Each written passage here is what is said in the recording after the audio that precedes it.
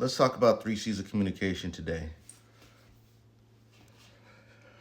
You can follow me at www.larrapy.com if you want more information on therapy and coaching. When I'm talking with individuals, one of the things that I like that comes up in our conversations is the difficulty in communicating our wants and needs and even grievances with our partner. I came up with a 3-step shortcut way to communicate. There are tons of different ways of communicating. There are plenty of books and YouTube videos and podcasts that talk about effective communication. This is just my rendition of that based off of my years of experience helping individuals either individually or in couple sessions. The first C of communication, well, let's just go through all three. Let's just go through all three of them first. So 3 C's of communication are as follows.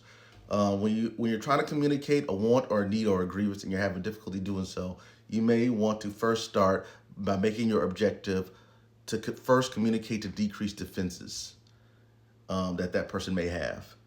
The second line of communication would be communicate to increase empathy. The third line of communication would be then to communicate to problem solve.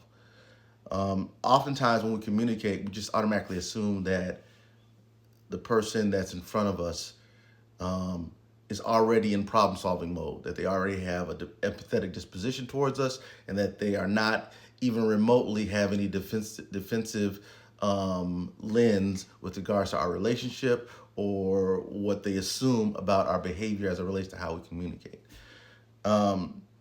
What I say is this style helps you streamline and keep in context the important things that need to take place when we are communicating with one another. Starting at the first one, communicate to decrease defenses. There's 3 steps under communicate to decrease defenses. There's first, put some sugar on it, meaning say something genuine or sweet to the individual, offering a sincere entry point into, hey, I want to talk about something difficulty, but I really do think the best of you. This is how I feel about you in a sincere way, irregardless of what we're going to talk about next. The second step under this is what I call the white flag technique. And I like this analogy is the idea of surrendering before you begin. The idea that, hey, I don't want to offend you. I don't want this to be an argument. I really just want to have a exploratory, respectful, empathetic conversation with you. And so you're attempting to not only ease the conversation by explaining the motives, moreover, you're also making an attempt to not feel like your opinion has to dominate the conversation. I always like to think that here's where the topic of having an exploratory conversation about a grievance is more important than having a disposition or an argument that involves 2 individuals trying to prove their point with one another. Go into a conversation identifying that, hey, I'm not trying to win an argument. I'm not trying to get my way out of the situation. I just want a solution that meets both of our needs. The third piece under communicate to decrease defenses is what I call put yourself under the bus. Meaning, if I'm going to say something or a grievance about what another person is doing, I want to make sure that it's not in a form of pointing fingers to incite some type of shame or guilt about something. I really want to try to normalize whatever my grievance or whatever my issue is with the other person by merely putting myself in the same circumstance in some type of variation to create a sense of common placement within what we're talking about, right? Like if I'm a person that doesn't like the toilet seat left up and the other individual is leaving the toilet seat up, for example, I may say to that individual, rather than point out that they are the ones lifting the toilet seat up, I may ease into the conversation by saying, you know what, we could all be a little bit more cleanly around the bathroom. I want to come up with some ways in which we can both be more cleanly around the bathroom, and then offer exploratory suggestions with hopes that that individual will take accountability for their part, and you then can join in taking mutual accountability for the overall general issue between you two, which is, in this circumstance, cleaning the bathroom. So 3 steps under decreased defenses. First, put some sugar on it. The second one, white flag technique. And the third one, put yourself under the bus. The second step in the three C's of communication is communicate to increase empathy. When I talk about empathy with a client, I always talk about the reverse, the opposites, and I explain the difference between empathy and apathy. Empathy is empathy in a relationship. I believe does not mean that you fully understand where your partner is coming from. I think that empathy in a relationship or in the connection between two individuals is more or less the attempt to understand rather than the actual understanding as a display or evoking of empathy. And I think that when two individuals come into a conversation and they are really seeking to understand, even if they don't fully understand one another, that energy that is created through the seeking to understand on both ends is what inevitably I think leads to problem solving on both ends. So that is why I talk. That is why I talk to individuals about, well, how do we create the space where you both are seeking to understand one another more as it relates to the grievance? How do you create that space? So there are a couple of things under increasing empathy that I want to highlight. One, understand the idea that facts can be argued and feelings can't.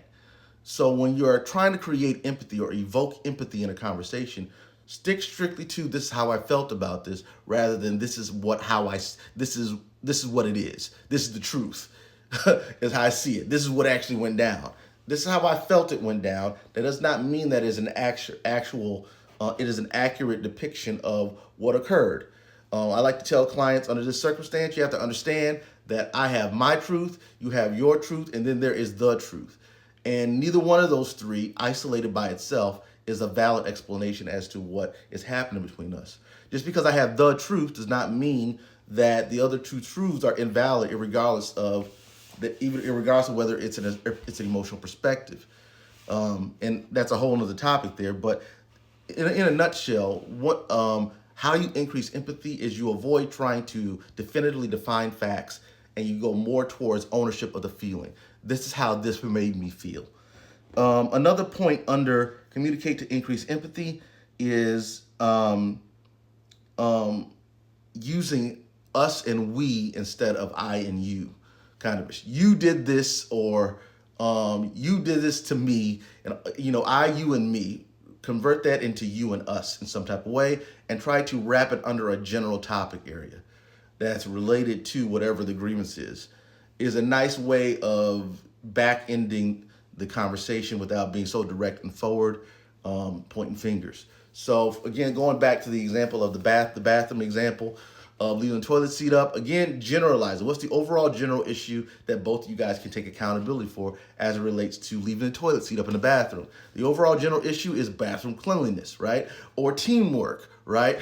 Or household cleanliness. So when I'm going into a situation, I may say, you know what, how do we, instead of saying, I don't like when you leave the toilet seat up, what can you do about that?